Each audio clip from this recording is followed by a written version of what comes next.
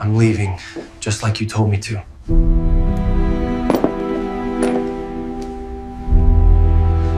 Let me share the story of how a single sentence from my wife became the catalyst that ended our marriage, and how I executed my exit before she even comprehended what she'd actually said to me. My wife and I had shared 6 years together. The initial years weren't awful, but they certainly weren't remarkable either. Somewhere around the 4th year mark, I noticed shifts beginning to occur. She secured a position with a downtown consulting firm, developed new friendships, and started spending increasing amounts of time away from home. At first, I didn't object. Everyone requires their own identity and social connections, correct? Then Dominic entered our lives. He was her colleague, who rapidly became her supposed best friend. Suddenly, everything revolved around Dominic. Lunch appointments with Dominic, extended project sessions with Dominic, perpetual text messaging with Dominic. Whenever I suggested their relationship appeared inappropriate for a married woman, she'd dismiss my concerns as jealousy and accuse me of harboring antiquated perspectives about platonic friendships between men and women. Perhaps her assessment was accurate, or perhaps I simply recognized the reality of what was unfolding before me. The breaking point arrived on a Friday evening, marking the 3rd consecutive weekend she'd arranged to go out. I found myself in the kitchen preparing my own dinner, since she obviously had no intention of being present. She descended the stairs wearing this specific black dress, you understand the type, the kind women select when they're attempting to captivate someone's attention. Her makeup appeared flawless, hair immaculately arranged, and she wore that expensive perfume I'd purchased for her last Christmas that she insisted she was preserving for meaningful occasions. Apparently, nightclub visits with Dominic now qualified as meaningful. "You're actually going out again?" I inquired, maintaining a neutral tone, simply exhausted by the pattern. She pivoted toward me with an expression I'd never witnessed before. Detached and frigid, as though I were some bothersome roommate challenging her plans. "Yes, I'm going out, and it's Friday night. I work extremely hard all week long. I deserve to enjoy myself." "With Dominic?" "Yes, with Dominic and several others from the office. Maintaining friendships isn't criminal." I placed down the knife I'd been utilizing to slice vegetables. "This isn't about maintaining friendships. This is about demonstrating respect. This is about recognizing priorities within a marriage. If you genuinely can't tolerate how I choose to live," she interjected, placing heavy emphasis on the word "my," "then simply leave." The kitchen became silent, aside from the sound of water flowing from the faucet I had neglected to shut off. She grabbed her purse, checked her phone, and proceeded toward the exit. "I'll return late. Now don't bother waiting up for me." The door closed firmly. Her engine ignited. Taillights disappeared down our street. I remained standing there, perhaps 5 full minutes, processing not merely her words, but her delivery. The absolute dismissal. The complete absence of concern regarding my feelings or what this behavior was doing to our relationship. "If you genuinely can't tolerate how I live, then simply leave." I ascended the stairs to our bedroom and opened the closet door. My section was relatively organized and tidy. Her section represented chaos, as it perpetually did. I retrieved my phone and initiated 3 calls. First was to Brennan, my buddy from college, who'd remained a close friend. "Hey man, I need an enormous favor. Can you bring your truck over in approximately an hour? I'll provide explanations when you arrive." Second was to Griffin, my younger brother. "I'm leaving her tonight. Can you assist me with moving my belongings?" Third was to Callum, another friend who was indebted to me for helping him relocate last year. "I'm calling in that favor. Need some muscle, and I need it immediately." Then I commenced packing. 6 years of marriage, 6 years of shared space and possessions and existence. I'd contemplated this moment previously in abstract hypothetical terms, but now that it was genuinely happening, I experienced this unusual calmness. No fury, no grief, just absolute clarity about what needed to happen. I retrieved my suitcases from the garage and started with clothing items. Then, personal belongings, documents from our file cabinet, my laptop computer, the tools in the garage that were genuinely mine, my grandfather's signed baseball that held sentimental value, photographs of my family that didn't include her in them. I left behind every single item that belonged to her or represented joint purchases. The furniture could remain hers. The dish sets could stay. The television was a joint purchase, but I had no interest in it. The expensive coffee maker she could keep. What I collected was exclusively mine. What defined my identity before her, what I'd require to reconstruct my life after her. Brennan appeared first, assessed my facial expression, and simply stated, "Where do you want me to start loading?" That represents genuine friendship. No interrogation, no questions, just immediate action. Griffin arrived approximately 20 minutes later, accompanied by Callum. We operated like a coordinated military unit, organized, efficient, maintaining relative silence. Around midnight, Griffin inquired, "You're absolutely certain about this decision?" I looked directly at him. She explicitly told me if I didn't appreciate her lifestyle, I should leave. I'm simply following her suggestion. He nodded in understanding. Fair enough, then? By 2:30 in the morning, both trucks were completely loaded with my possessions. The bedroom closet displayed this striking contrast, her side overflowing with clothes and shoes and handbags. My side entirely empty, just bare hangers suspended from the rod and vacant shelves. I proceeded downstairs and composed a brief note, positioning it on the kitchen counter where she'd immediately notice it. "You're right, I don't like it." So I left. I removed my wedding ring and positioned it beside the note on the counter. Then I secured the door from the interior, exited through the garage, and pulled the garage door closed behind me as I departed. Brennan inquired where I was heading. "Your place. If that arrangement still works for you. I'll determine permanent living arrangements this week. Stay however long you require, brother." I followed his taillights through the empty streets at that early hour. My phone remained powered on, but I'd already determined I wouldn't answer any calls tonight, tomorrow, or potentially ever again. She desired her lifestyle. She could possess all of it without my presence in it. The clock on my truck's dashboard displayed 3:14 when I pulled into Brennan's driveway. I grabbed a single suitcase, leaving the remainder for morning. Inside his house, I finally permitted myself to check my phone. No calls, no messages whatsoever. She likely wasn't even home yet from her evening out. I configured an alarm for 8 a.m. I had substantial tasks to accomplish tomorrow. Bank accounts requiring separation, utilities needing cancellation, addresses requiring updates, attorneys needing consultation. But tonight, I simply went to sleep. For the first time in numerous months, I actually slept through the entire night without waking. I awakened at 7:53, 3 minutes before my alarm was scheduled. My body felt different somehow, lighter, as though I'd been carrying substantial weight I didn't realize existed until it was removed. Brennan was already awake, coffee brewing in the kitchen. He handed me a mug without speaking and sat across from me at his kitchen table. "So," he stated, "what's the plan moving forward?" I retrieved my phone. Still absolutely nothing from her. It was nearly 8 a.m. She should have returned home hours ago. Bank opens at 9 o'clock. I need to transfer my paycheck deposits to a new account in my name only. Then I'm contacting that attorney Stephanie recommended when she finalized her divorce last year. Brennan nodded approvingly. "Smart approach. You collected all your important documents?" "Everything critical. Birth certificate, passport, tax return copies, vehicle title. I grabbed everything last night before leaving." "What about the house situation?" "It's a rental property. Lease contains both our names. But I already sent a text message to the landlord at 6 this morning.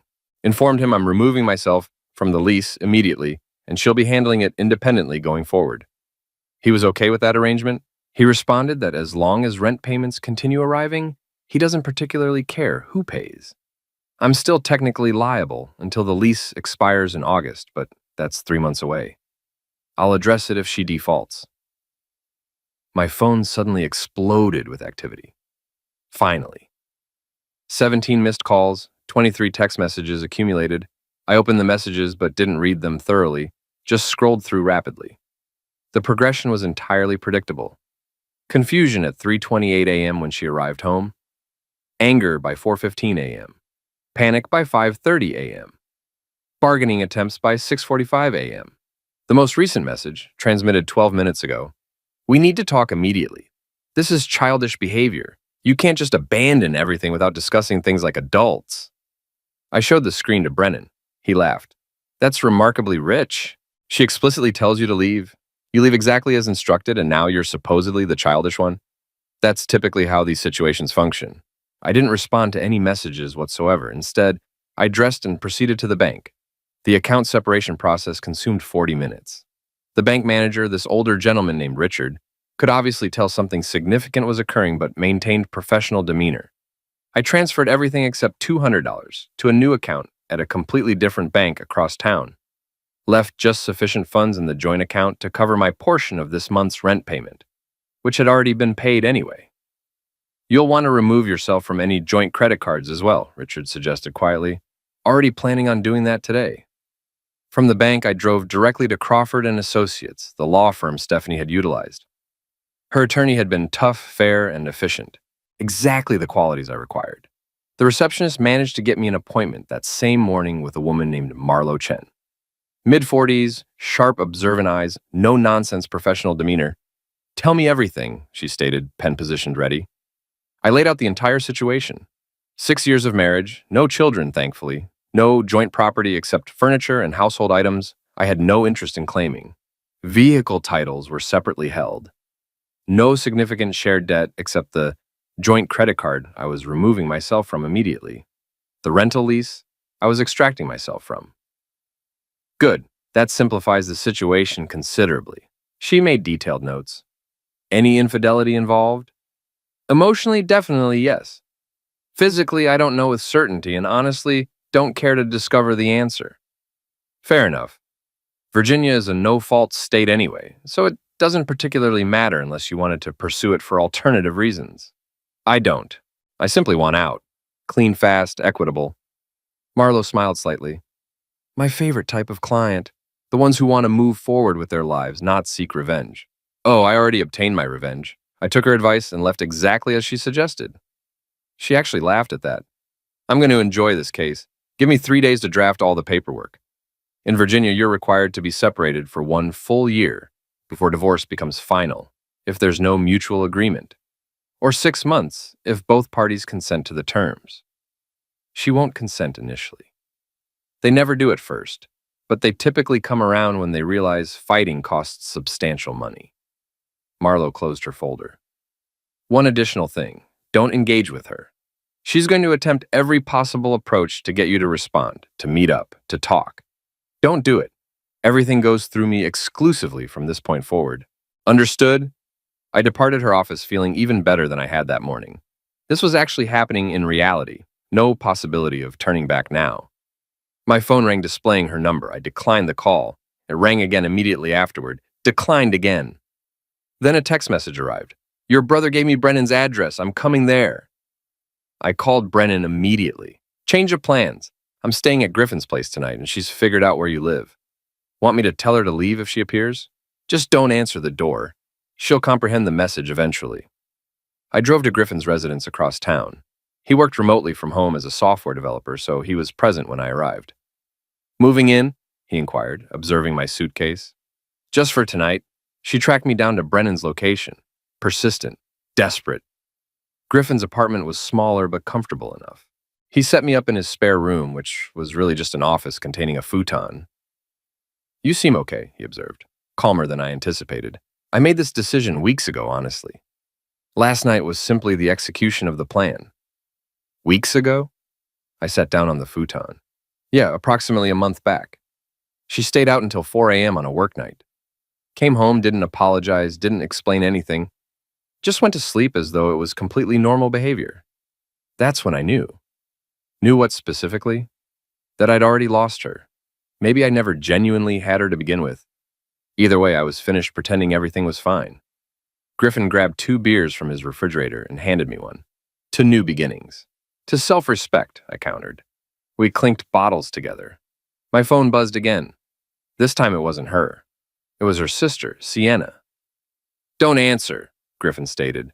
Wasn't planning on it. But I read the message. What did you do? She's absolutely losing her mind. Call me immediately. I blocked the number.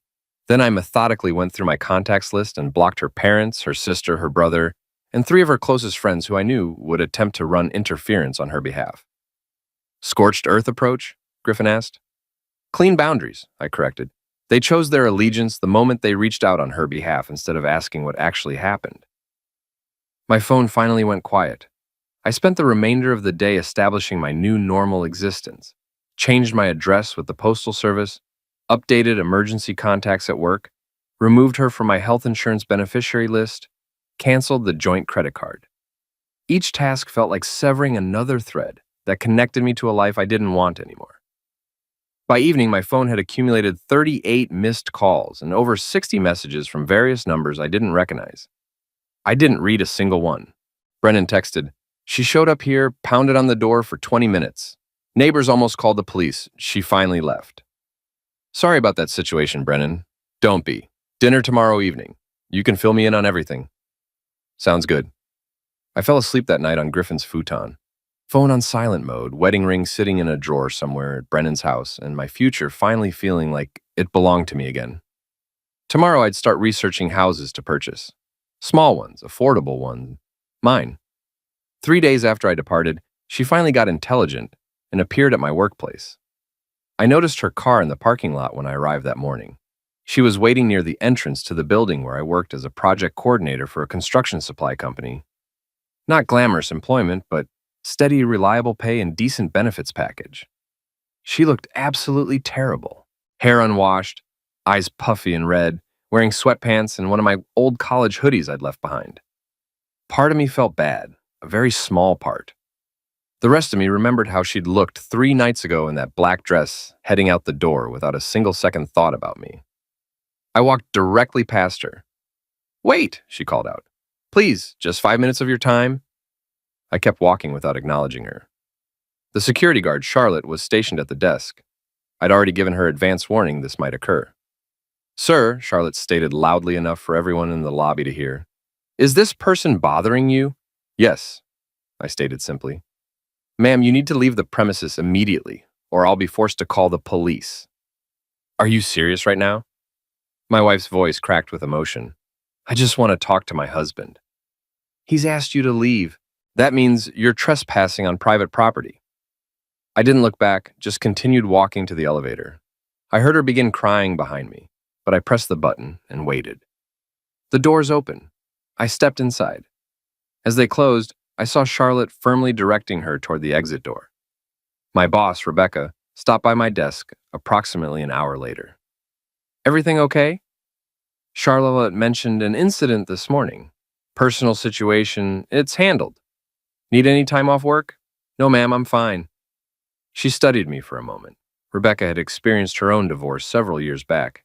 She understood the situation. "Okay, but if that changes, let me know." "Will do." I buried myself in work tasks. It helped tremendously. Spreadsheets, supply orders, contractor schedules. Normal problems with normal, straightforward solutions. At lunchtime, my phone rang from a number I didn't recognize. I almost didn't answer, but something made me pick up. "This is Dominic." The voice was tense and uncomfortable. I said nothing in response. "Look, man, I just wanted to say I had absolutely no idea things were that bad between you two. She told me you guys were basically roommates at this point, that you'd agreed to see other people. She lied. Yeah, I'm figuring that out now." He paused. "For what it's worth, nothing physical happened between us. We just talked and hung out as friends." "Don't care." "Right, well, I'm backing off completely. This is too messy. I don't need this kind of drama in my life." "Smart choice." He hung up. So that was that. The supposed best friend had disappeared the exact second things got complicated. Exactly like I'd predicted. These guys never stick around when the fantasy becomes reality. They want the excitement and attention, not the messy aftermath. That evening, I met Brennan for dinner at a sports bar near his place. We grabbed a booth in the back section. "She came by again today," Brennan said. "Different approach this time. Calm, sad, vulnerable. Asked if I'd just tell her where you were staying." "What did you say?" "That I'd promised not to reveal that information." She tried the whole friendship angle, how long we've known each other, how I should care about both of you. Brennan took a drink. "I told her I do care about both of you, and that's why I'm respecting your boundaries and keeping my word to you." Brennan grinned. She didn't appreciate that much. "I bet. Her little boyfriend bail yet? Called me today, gave me the whole innocent speech, then said it was too messy and he's out." Brennan laughed. "Classic. These dudes are all identical. Big talk until there are real consequences. My phone buzzed. Another unknown number. I showed Brennan the screen. That's like the 10th different number she's tried contacting you from, he said. 12th, actually. You going to get a new number? Already ordered a new SIM card. It should arrive tomorrow. The message read, I know you're angry, I know I messed up, but we took vows, for better or worse. You can't just quit when things get hard. I showed it to Brennan. That's some remarkably selective memory right there, he said. Pretty sure those vows also mentioned something about forsaking all others. I typed back, you told me to leave if I didn't like your life. I left, enjoy your life. Then I blocked that number as well. Cold, Brennan said, but he was smiling. Factual. We watched the game for a while. It felt normal and good, like I was returning to who I used to be before everything became complicated. Around 9 p.m., my work email pinged. It was from Marlo Chen, my attorney. Separation agreement drafted, reviewed, and ready for your approval. She's been served with initial paperwork today. Expect escalation. Expect escalation. That was putting it mildly. Sure enough, by the time I returned to Griffin's apartment at 10:30, I had 42 new messages from various numbers. I didn't read them, just kept blocking each one. Griffin was already asleep, so I tried to be quiet. Grabbed a shower, brushed my teeth, settled into the futon. My old phone, the one I was about to retire, buzzed one more time. It was her, from yet another number I didn't recognize. I'm pregnant. I stared at the message for a long time. Then I did the math in my head. We hadn't been intimate in almost 2 full months. She'd been on birth control for years, and even if by some miracle it was true, the timing didn't add up at all. I screenshot the message and forwarded it to Marlo with a note. Document this, it's false, but she's desperate. Marlo responded within minutes. Already noted in the file, this is a common tactic. Don't engage whatsoever. I blocked the number and finally plugged in my new SIM card. New number, new chapter. I sent it only to the people who mattered. Griffin, Brennan, my parents, Rebecca at work, Marlo. That was it. Nobody else. I fell asleep wondering how long she'd keep trying before she finally accepted that I meant exactly what I said, that I was actually gone for good. That the man who would have fought for her, who would have done anything to save the marriage, who would have bent over backwards to make her happy, that man had died the moment she told me to leave if I didn't like her life. And in his place was someone who finally understood that you can't love someone into respecting you. You can only respect yourself enough to walk away. The pregnancy lie lasted exactly 48 hours. Marlo called me Tuesday afternoon. She's already backtracking on the pregnancy claim. Her lawyer reached out saying she was emotional and mistaken about the timing. They want to discuss terms. No discussion, standard separation, split what little joint assets we have 50-50. I keep my truck, she keeps her car. Everything else can be divided or sold. I don't care. You're making this very easy for me. That's the goal. But she wasn't finished trying. Thursday evening, I was researching houses online when Griffin came into the living room with a strange expression. Your in-laws are outside. I looked up. Here? Yep, both of them sitting in their car. I walked to the window. Sure enough, there was her father's sedan parked across the street. I could see 2 figures sitting inside. What do you want to do? Griffin asked. Nothing. They can sit there all night if they want. And they did. For 3 hours, just sitting there in the dark, waiting. For what? I don't know. For me to come out and have some tearful reconciliation conversation, to yell at them, to apologize. Around 10 p.m., they finally drove away. Griffin shook his head. That was weird. That was desperation. Friday morning at work, Rebecca called me into her office. I need to tell you something, and I'm not happy about it. My stomach dropped. What's up? Your wife called our main line yesterday. Told the receptionist she needed to reach you urgently for a family emergency. When pressed for details, she admitted there was no emergency. She just wanted to talk to you. I'm sorry, Rebecca held up her hand. I'm not telling you this to reprimand you. I'm telling you because I've instructed our entire front desk staff that calls from her are not to be transferred under any circumstances. Period. I've dealt with this situation before, from the other side. I know how ugly it gets. Thank you. But I need to know this isn't going to affect your work performance. It won't. I'm handling it. Good. Because you're actually one of my most reliable people. I'd hate to lose that. I went back to my desk feeling lighter. Having Rebecca in my corner mattered more than I'd expected. At lunchtime, I drove to a property across town. Small two-bedroom house in an older neighborhood. Nothing fancy, but the price was right and it had good structural bones. The kind of place I could actually afford on my salary alone. The agent, a guy named Harrison Burke, met me at the door. First-time buyer? Second, but first-time solo. He got it immediately. Didn't ask questions, just showed me around. The house needed work, paint, new flooring in the kitchen, updated fixtures, but it was structurally sound. Roof was only 3 years old. Furnace worked fine. "I'll put in an offer," I said. "You sure? You've only seen one place." "I'm sure." That evening, Brennan invited me to his gym. I hadn't worked out properly in months. Too tired, too stressed, too busy dealing with everything else. The gym felt good. Lifting weights, running on the treadmill, just existing in a space where none of the drama could reach me. Afterward, in the parking lot, Brennan brought up something I'd been avoiding. "You haven't actually told me how you're feeling about all this." I leaned against my truck. Honestly, relieved. Not sad.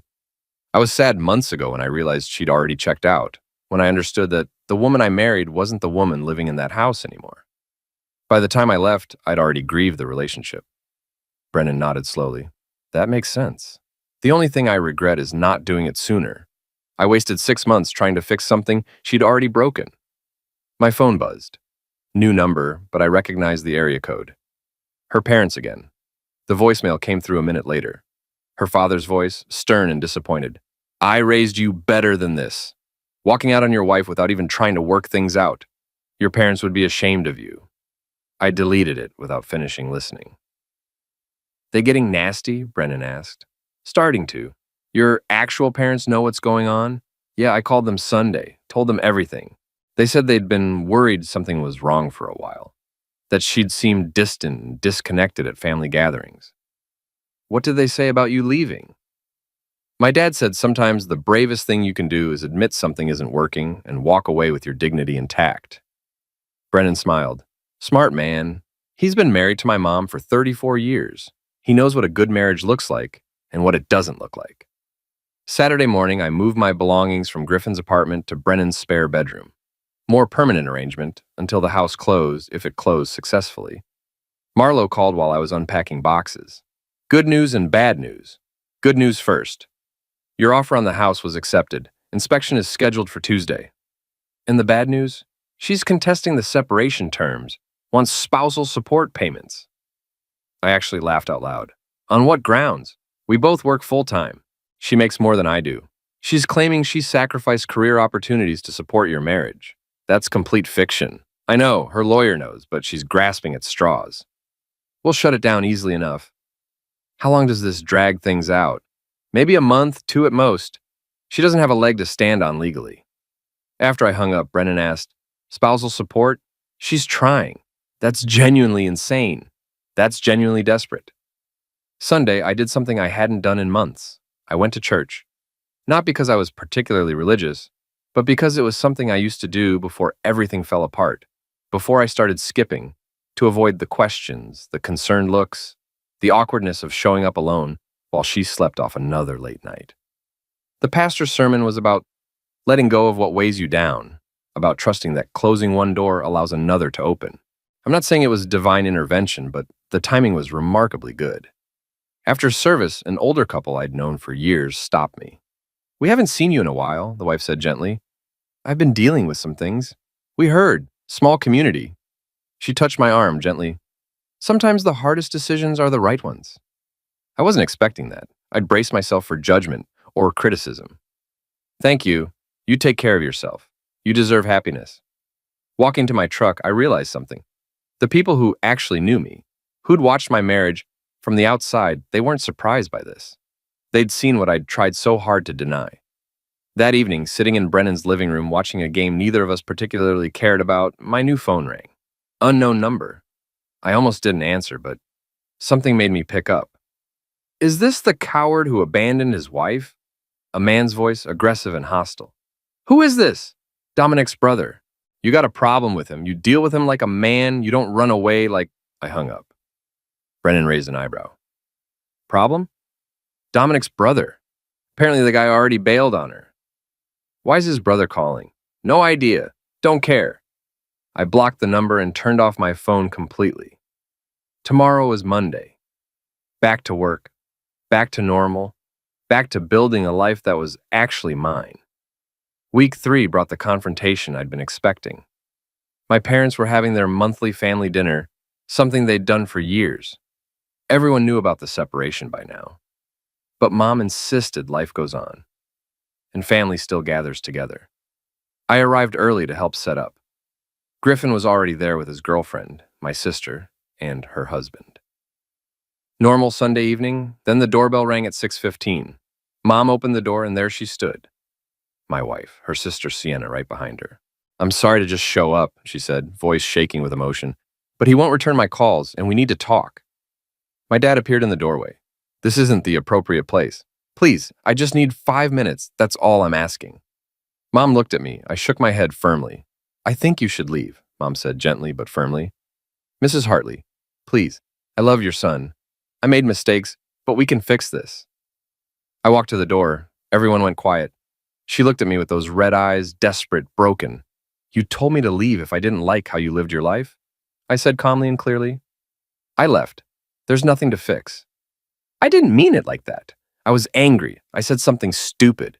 "No, you said something honest. Maybe the most honest thing you'd said in months." Sienna stepped forward.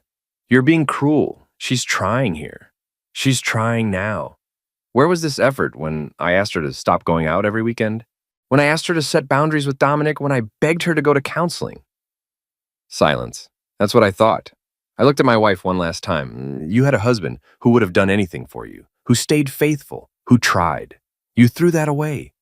Don't come crying now that Dominic bailed and you're alone." Her face crumpled. Sienna grabbed her arm. "We're leaving," Dad said. Not a suggestion, a statement. They left. Mom closed the door. The dinner was quiet at first. Then my sister broke the tension. "Well, that was intense. Had to be said," Griffin offered. Dad sat down heavily. "You handled that better than I would have at your age." "I've had practice." We ate, talked about other things, normal things, work, weather, Griffin's upcoming vacation plans. Around 9 p.m., after everyone left, Mom pulled me aside. "You okay?" "Yeah, actually, I am." She looked destroyed. She destroyed herself. I just stopped trying to save her from the consequences of her own choices. Mom hugged me. "I'm proud of you. That took strength." Tuesday, the house inspection came back clean. Minor issues, nothing major or concerning. I signed the purchase agreement that afternoon, feeling a sense of accomplishment. Wednesday, Marlo called. She's dropped the spousal support claim, accepting the separation terms as written. What changed? My guess? Reality set in. Fighting costs money she doesn't have. Dominic is gone. Her support system is realizing she's not the sufferer she claimed to be. So we're done? Not quite. Still need to finalize everything, but the hard part's over. 6 months and you're officially divorced. 6 months felt like forever and no time at all. Friday evening, I got the keys to my house. Small, quiet, empty.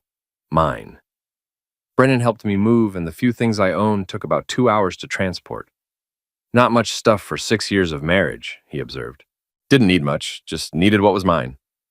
That night, I slept on an air mattress in an empty bedroom of a house I'd bought by myself.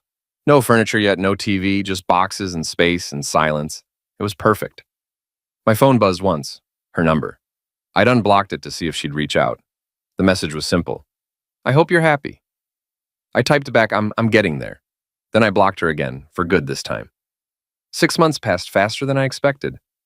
The house filled up slowly. Furniture from thrift stores, a decent couch from Brennan's cousin, a kitchen table I built myself from lumber. Nothing fancy, just functional and mine.